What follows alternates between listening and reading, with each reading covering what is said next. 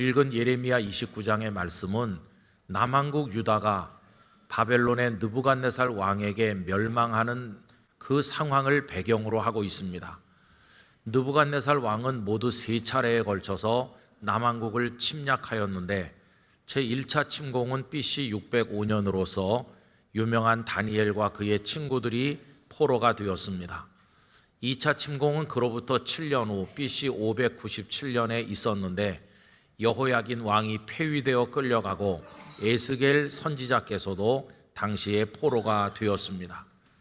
그리고 그로부터 10년이 지나서 제3차 침공 때 예루살렘이 완전히 포위가 되었고 1년 남짓 그들은 마지막 항전을 했지만 그 이듬해인 BC 586년 예루살렘이 함락되면서 남한국 유다는 역사에서 사라지게 되었습니다.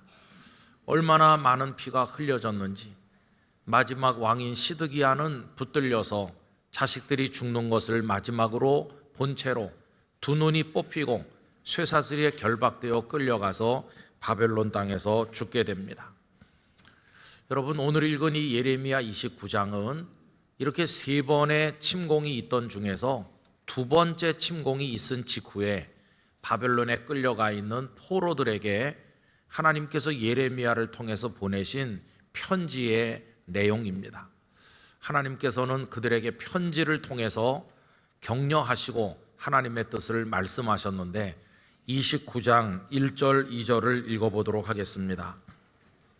선지자 예레미야가 예루살렘에서 이 같은 편지를 느부갓네살이 예루살렘에서 바벨론으로 끌고 간 포로 중 남아있는 장로들과 제사장들과 선지자들과 모든 백성에게 보냈는데 그때는 여고니아 왕과 왕후와 궁중 내시들과 유다와 예루살렘의 고관들과 기능공과 토공들이 예루살렘에서 떠난 후라.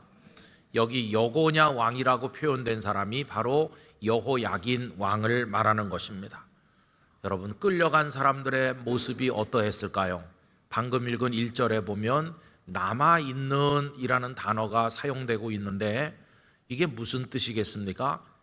바벨론으로 끌려가는 그 과정 속에서 많은 사람이 가다가 다 죽었다는 것입니다. 그리고 끌려간 사람들도 무참하게 처형당한 사람도 많았겠지요. 그리고 이제 일부가 바벨론 땅에 살아남아 있는데 그 남아있는 사람들의 마음이 어땠겠습니까? 대부분은 절망했을 것입니다. 다 끝났다. 비록 예루살렘에 시드기야 왕이 있기는 하지만 명맥은 유지하고 있지만 언제 그나마도 무너질지 모르고 이제 남한국 유다는 끝났다 하는 절망이 그들을 사로잡았을 겁니다. 그리고 어떤 소수의 사람들은 일말의 기대를 가졌을지도 모르죠. 그래도 아직은 예루살렘 성이 남아있지 않느냐, 그리고 시드기야라는 왕이 아직도 있질 않느냐, 아직 완전히 무너진 것은 아니니 특별한 일이 있다면 우리가 회복될 수 있지 않을까, 이런 가느다란 희망을 붙드는 사람도 없지 않아 있었겠죠. 자, 이런 상황에서 하나님께서 예레미야를 통해서 들려주시는 편지가 이제 도착하게 된 것입니다. 여러분, 그 편지는 어떤 내용을 담고 있습니까? 오늘 우리가 7절부터 읽었습니다마는 그 위로 올라가셔서 5절과 6절을 읽어보도록 하겠습니다. 너희는 집을 짓고 거기에 살며 텃밭을 만들고 그 열매를 먹으라.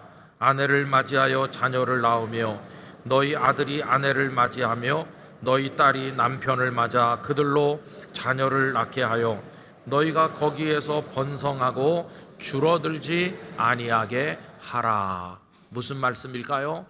바벨론 땅에서도 집을 짓고 그리고 농사도 짓고 자식들도 낳고 그 자식들을 또 결혼시켜서 손자도 보고 거기서 버티고 살아내라, 이렇게 하는 말씀이죠. 이게 편지의 앞부분인데 이 편지를 읽었을 때 그들의 마음에 무슨 생각이 들었을까요? 우선은 굉장한 절망이 왔을 것 같아요. 대부분의 포로들이 머지않아 5년 안에 10년 안에 다시 고국 땅에 돌아갈 수 있지 않을까, 이렇게 생각하고들 있었는데 여러분, 집 짓고 농사 짓고 장가 들어서 자식을 낳고 자식이 또 그 다음 자식을 낳도록 이게 얼마나 오래 걸리는 겁니까? 돌아가긴 틀린 거 아니에요. 이 바벨론 땅에서 수십 년을 살아야 된다고 하는 말씀이다 보니까 아마 그들이 굉장히 힘들었을 것 같아요. 내 살아생전에는 고국 땅을 볼 희망이 없구나, 그렇게 절망했을 겁니다. 그러나 여러분, 이 하나님께서 보내신 메시지는 궁극적으로는 희망의 메시지였어요. 왜냐하면 돌아오게 해주겠다는 말씀이 그 속에 들어있기 때문이죠. 오늘 말씀 14절을 보실까요? 이것은 여호와의 말씀이니라. 나는 너희를 만날 것이며 너희를 포로된 중에서 다시 돌아오게 하되 내가 쫓아 보내었던 나라들과 모든 곳에서 모아 사로잡혀 떠났던 그곳으로 돌아오게 하리라. 이것은 여호와의 말씀이니라. 돌아오게 해주겠다고 말씀하는 거예요. 내가 다시 너희들의 고국 땅으로 돌아오게 해주겠다. 이 얼마나 놀라운 희망의 메시지입니까? 자, 그런데 이 희망에 좀 문제가 있어요. 그게 뭐냐 하면 너무 오랜 이후에 이루어진다는 거예요. 오늘 말씀 10절을 보십시오. 뭐라고 되어 있나요? 여호와께서 이와 같이 말씀하시니라. 바벨론에서 70년이 차면 내가 너희를 돌보고 나의 선한 말을 너희에게 성취하여 너희를 이곳으로 돌아오게 하리라.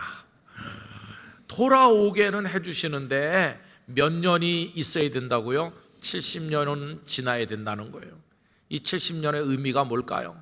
하나님께서 그들을 애굽에서 건져서 가나안 땅으로 들여보냈는데 그 긴 세월을 젖과 꿀이 흐르는 축복의 땅에 살면서 그들이 한 게 뭡니까? 하나님을 대적하고 우상을 숭배하고 악의 악을 자행한 결과 이렇게 속절없이 진노를 받게 됐는데, 이 70년은 하나님의 채찍을 맞는 시간이었어요.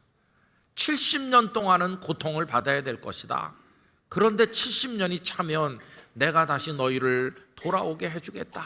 약속이었어요. 희망은 희망인데 너무 멀리 있는 희망이었어요.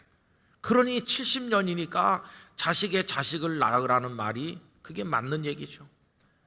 긴 세월이다. 여러분이 편지를 받은 포로들의 반응이 어땠을까요? 아마 어떤 사람 이렇게 말했을 겁니다. 여러분 다 이리 와보세요. 예레미야의 편지가 도착했어요. 하나님께서 우리를 돌아가게 하신다고 합니다. 그런데 70년은 있어야 된다고 하는군요.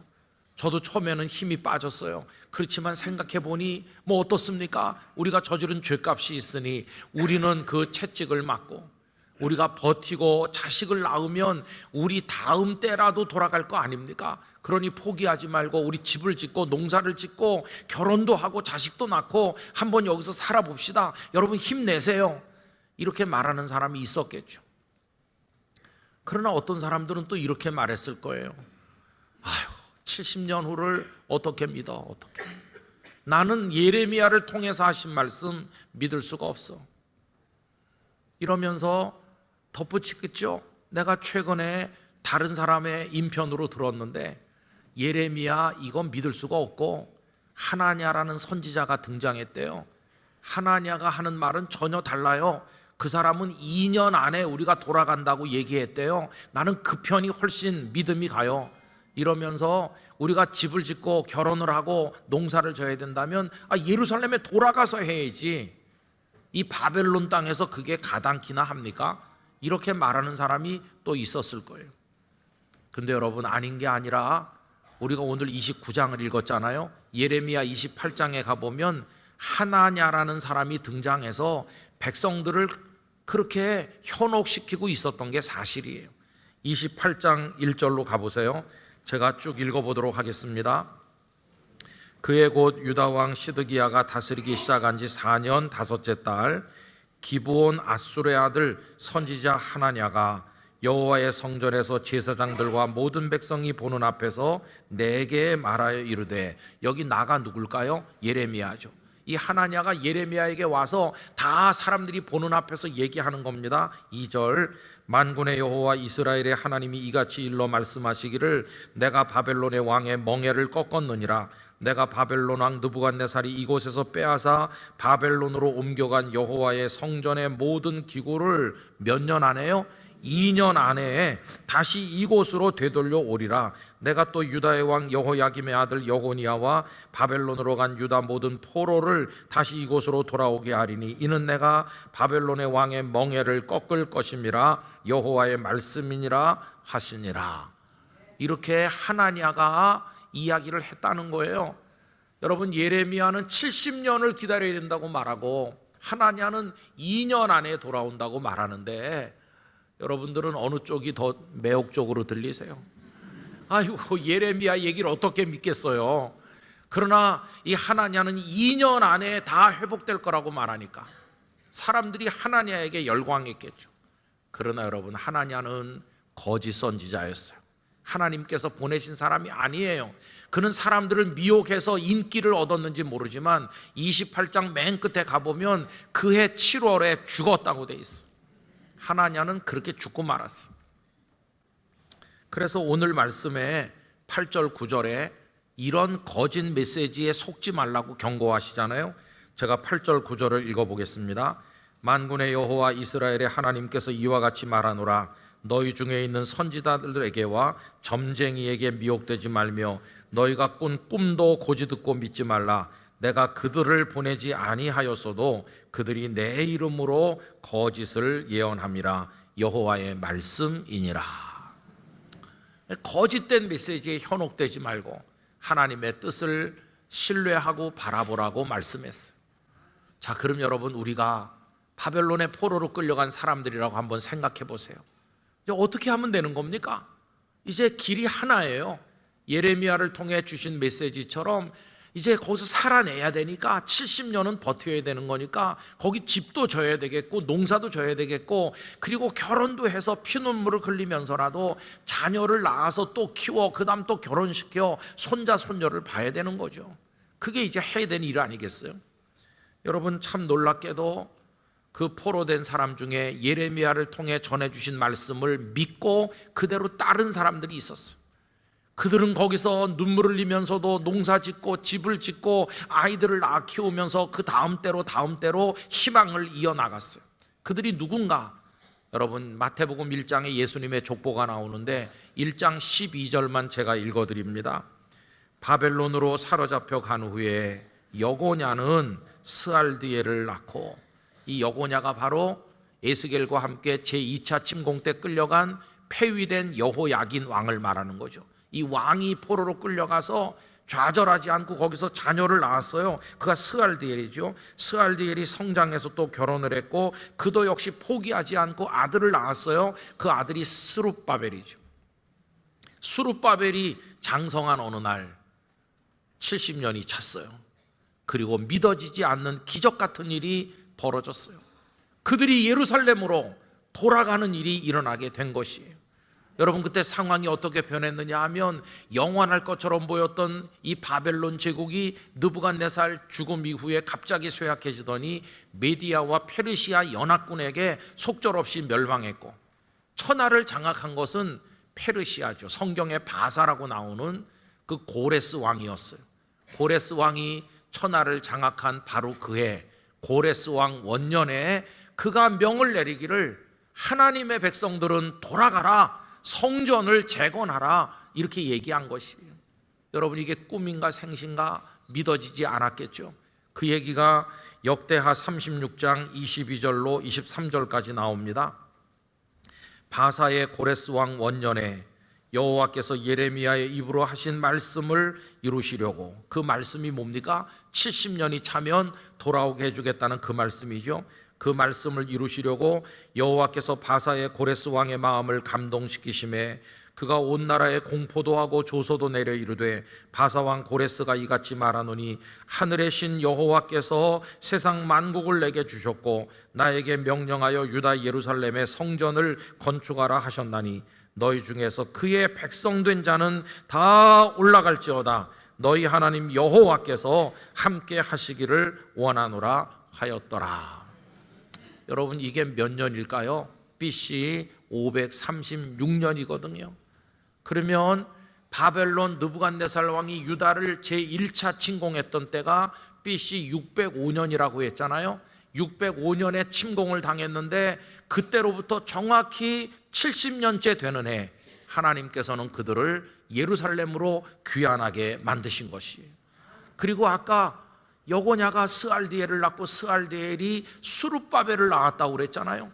그 수룹바벨이 포로에서 돌아오는 사람들의 인솔자가 되어 돌아왔고, 그때 성전이 재건되니 그 두 번째 성전을 수룹바벨 성전이라고 부르게 된 것입니다. 하나님의 말씀이 예레미야를 통해 수십 년 전에 편지 속에서 전해주신 그 말씀이 정확하게 하나님의 시간표대로 성취된 것을 성경이 보여주고 있는 것이죠. 우리 영락의 성도 여러분, 오늘 이 말씀을 읽으면서 저는 이렇게 믿습니다. 우리가 하나님을 믿어야 되겠다. 하나님을 신뢰해야 되겠다. 남한국 유다 백성을 향한 하나님의 계획이 있었고 그 계획이 이루어진 것이라면 오늘 이 대한민국과 한민족을 향한 하나님의 계획이 있을 줄로 믿습니다. 그 하나님을 우리가 믿어야 되겠다. 여러분, 휴전선이 무너질 날이 올 줄로 믿습니다. 복음으로 통일될 날이 올 줄로 믿습니다. 지하교회 성도들이 다 올라와서 하나님을 찬송할 날이 오고 남과 북의 교회가 하나가 되고 무너진 교회들을 재건하고 세계 인류를 위한 선교하는 민족으로 쓰임받을 영광스러운 미래를 우리에게 주실 줄로 믿는 것입니다. 우리는 하나님을 믿고 그때를 기다려야만 되는 것이죠. 여러분, 그때까지 그들에게 70년이었다면 우리에게 몇 년일지 모르지만 하나님이 정한 시간이 있을 텐데 그때까지 우리가 무엇을 하면 될 것인가? 우리의 삶을 살아내야 되겠죠. 이들이 집을 짓고 농사도 짓고 장가도 가고 애도 낳고 한 것처럼 우리도 우리의 삶을 살아나가면서 무엇에 힘써야 될 것인가? 기도에 힘써야 될 줄로 믿습니다. 이번에 북한 선교대의 주제가 사랑과 인내로 기도하라고 하는 것인데 여러분, 우리도 기도해야 될 것입니다. 오늘 본문에서 하나님은 70년 이야기를 하시면서 기도하라고 말씀하시죠. 오늘 본문 12절 13절 함께 읽으실까요? 너희가 내게 부르짖으며 내게 와서 기도하면 내가 너희들의 기도를 들을 것이요 너희가 온 마음으로 나를 구하면 나를 찾을 것이요 나를 만나리라. 오늘 기도하고 내일 아침 이루어지는 건 아니지만 긴 세월 동안 또 기도하고 또 기도하면서 참고 기도하고 인내하면서 기다리라고 하신 것이에요. 이번에 그 주제가 인내의 기도가 있잖아요. 여러분, 우리도 인내하면서 하나님께서 우리를 신원하시는 그날을 기다려야 될 줄로 믿습니다. 그리고 사랑의 기도가 필요해요. 오늘 본문 7절을 보시면 그들의 원수인 바벨론을 위해서 기도하라고 하시잖아요. 7절 다 같이요. 너희는 내가 사로잡혀 가게 한 그 성읍의 평안을 구하고 그를 위하여 여호와께 기도하라. 이는 그 성읍이 평안함으로 너희도 평안할 것임이라. 이 성이 바벨론 성들을 말하는데 원수의 나라지만 바벨론을 위해서도 기도해라. 여러분, 우리의 기도가 사랑의 기도가 돼야 될 이유가 여기 있잖아요. 저 북한은 타도 대상이고 망해야 될 대상이라고 우리가 생각하지만 기도 속에서는 2600만 동포들을 품고 기도해야 될 것입니다. 고난의 행군 속에 굶주리는 그들에게 먹을 것을 주시기 위해서, 저 악한 세력이 다시 올바른 세력으로 바뀌기 위해서 우리들이 기도해야 되는데 하나님은 우리에게도 사랑의 기도를 요구하고 계시다고 하는 것입니다. 여러분, 이 기도에 힘써 주시길 바랍니다. 혹자는 말하기를 무기를 더 많이 만드는 게 중요하지 기도가 무슨 의미가 있나. 물론 무기가 필요할지 모르겠어요. 그걸 위해서 일하는 분은 일하겠지만 우리 그리스도인들은 기도해야 될 줄로 믿습니다. 왜냐하면 정책 당국자들의 손에 의해서 결정되는 게 아니라 모든 역사의 물줄기를 흐르게 하시고 막고 다시 흐르게 하는 분이 하나님이신 줄 믿기 때문입니다. 하나님이 역사의 주인이신 줄 믿기 때문에 우리는 기도하는 것이에요. 그날을 기다리며 기도해라. 여러분이 예레미야의 편지를 통해 보내주신 이 말씀을 그대로 믿은 사람이 있어요. 그대로 믿고 그때를 바라보며 기도한 인물이 성경에 등장하잖아요. 그분이 누군가? 여러분이 좋아하시는 다니엘이었어요. 다니엘은 1차 포로 때 끌려간 사람이잖아요. 거기 살면서 예레미야의 편지 속에 담긴 하나님의 메시지를 받았겠죠. 70년이로구나. 그 말씀 품고 기도하라고 하시는구나. 그가 얼마나 기도하는지 그 얘기가 다니엘 9장 1절 이하에 나오는데 제가 읽어드립니다. 메대 족속 아하수에로의 아들 다리오가 갈대아 나라 왕으로 세움을 받던 첫 해 곧 그 통치 원년에 나 다니엘이 책을 통해 여호와께서 말씀으로 선지자 예레미야에게 알려주신 그 연수를 깨달았나니 곧 예루살렘의 황폐함이 70년 만에 그치리라 하신 것이니라. 이 70년의 메시지를 다니엘은 알고 있었던 것이죠. 가슴에 품었죠. 그리고 그가 기도하는데 어떻게 기도하나? 3절 내가 금식하며 베옷을 입고 죄를 덮어쓰고 주 하나님께 기도하며 간구하기를 결심하고, 건성으로 기도한 것이 아니라 금식해 가면서 민족을 위해 기도하는데 4절 이렇게 기도가 시작되죠. 내 하나님 여호와께 기도하며 자복하여 이르기를 크시고 두려워할 주 하나님, 주를 사랑하고 주의 계명을 지키는 자를 위하여 언약을 지키시고 그에게 인자를 베푸시는 이시여, 이러면서 기도를 시작해요. 그 다음에 다니엘의 기도가 길게 나오는 걸 볼 수 있어요. 여러분, 다니엘이 한 일을 오늘 우리가 해야만 될 것입니다. 다니엘처럼 하나님의 뜻을 기다리면서 기도하는 영락교회 성도들이 되시기를 바랍니다. 어떻게 되었나? 여러분, 다니엘서 1장을 딱 펴면요, 눈에 들어오는 성경 구절이 하나 있어요. 처음에는 다니엘이 소년 시절에 자기를 더럽히지 않으려고 친구들하고 하는 그런 얘기들이 나오다가 1장 맨 끝에 이런 말씀이 있어요. 21절 다니엘은 고레스 왕 원년까지 있으니라. 갑자기 이 한 절이 거기 붙어 있어요. 이게 왜 거기 붙어 있는 것일까요? 뭘 우리에게 가르쳐 주는 것일까? 여러분, 거기 고레스 왕 원년까지 다니엘이 죽지 않고 그 해까지 존재했다는 걸 왜 말해 줍니까? 고레스 왕 원년이 무슨 해예요? 아까 말씀드렸잖아요. 고레스 왕이 천하를 장악하던 바로 그 해, 70년이 차던 그 해, 포로된 유다 백성들은 돌아가라고 말했던 바로 그 해, 그 해가 고레스 왕 원년인데 다니엘은 그 해까지 살았다는 거예요. 이게 무슨 얘기일까요? 늙은 다니엘이 예루살렘에 직접 가지는 못했지만 그 나라가 회복되기 위해서 평생 기도했는데 그 기도가 응답이 되어서 자기 동족들이 돌아가는 모습을 볼 수 있도록 하나님께서 그 해까지 다니엘을 생존케 하셨다는 거예요. 여러분, 이게 뭘 말해줍니까? 기도하는 자는 하나님의 역사를 볼 줄로 믿습니다. 우리도 기도해야 되는 거죠. 저는 우리가 대한민국과 민족을 위해 기도하는데 이 기도를 꼭 해야 될 것 같아요. 뭐냐 하면요, 3만 4천 명이 지금 대한민국에 와서 살고 계시잖아요. 그분들이 북한과 대한민국을 비교할 때 대한민국이 뭐 좀 우수한 게 있어야 될 거 아니겠어요? 북한보다 나은 거, 그게 뭐가 있을까요? 저쪽은 굶주리는데 이쪽은 경제적으로 풍요롭다, 뭐 이거 우리가 월등히 우월한 거죠. 또 결정적인 거, 저쪽은 억압이 있는 나라인데 우리에게는 자유가 있다는 거, 이거 뭐 말할 수 없이 탁월한 우리의 장점이죠. 그리고 뭐니 해도 가장 중요한 거, 대한민국이 자랑할 수 있는 거, 거기는 믿음의 자유가 없는데 우리 마음껏 예배하고 하나님을 경외할 수 있으니 이 신앙의 자유가 얼마나 복된 것입니까? 여러분, 대한민국이 승리하려면 하나님이 주신 이거 빼앗기면 안 될 줄 믿습니다. 자유민주주의 국가로서의 대한민국을 지켜야 되는데 하나님 이 나라를 그렇게 지켜 주시옵소서, 이걸 기도해야 되는 것이에요. 이 신앙의 자유를 억압하고 삶의 여러 조건들을 깨뜨리려고 하는 세력이 있다는 게 너무나 안타깝잖아요.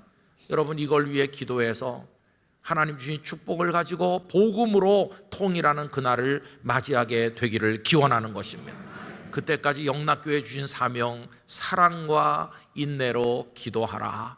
여러분, 우리가 기도합시다. 하나님을 믿읍시다. 우리 당대 이루어지든지 우리 자녀들 때에 가서 이루어지든지 우리의 삶을 이어나가고 믿음을 이어나가서 반드시 하나님의 역사의 승리에 우리가 동참하게 되기를 간절히 기원합니다.